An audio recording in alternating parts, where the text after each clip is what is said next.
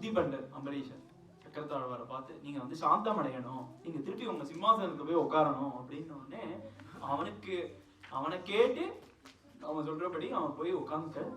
அப்புறம் துர்வாசர் வந்து அம்பரீஷன் கிட்ட, நான் வந்து உன்னுடைய குணத்தையும் உன்னுடைய கதையும் நான் 3 லோகத்துக்கும் போய் சொல்லணும், இனிமே அதுதான் என்னோட கோல்.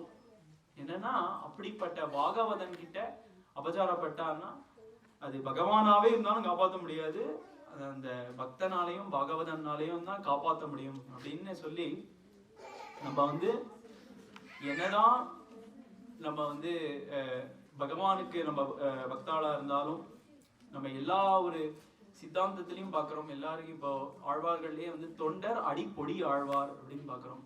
எல்லாத்துலேயுமே விசேஷமா இருக்கக்கூடியது என்னன்னா, பகவானுக்கு தொண்டு பண்றது ஒரு பக்கம், அதுக்கும் மேல இருக்கிறது பகவானுக்கு தொண்டு புரிபவர்களுக்கு தொண்டு புரிபவர்.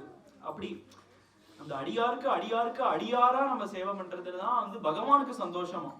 அந்த அடியாருக்கு சேவை பண்றவனுக்கு கூட இப்போ நம்ம ராமாயணத்துல எடுத்தோம் அப்படின்னா சத்ருக்னனை பத்தி அவ்வளவா வராது.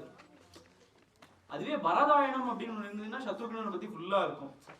சத்ருக்னன் எப்பேற்பட்ட மகாத்மா அப்படின்னா, ராமர் இருக்க பிரத்யக்ஷமா பூர்ணமா இருக்கிற பிரம்மம் இருக்காரு, அவரை விட்டுட்டு பரதன் ராமருடைய பக்தன் அவனுக்கு சேவை பண்ணிருக்கு.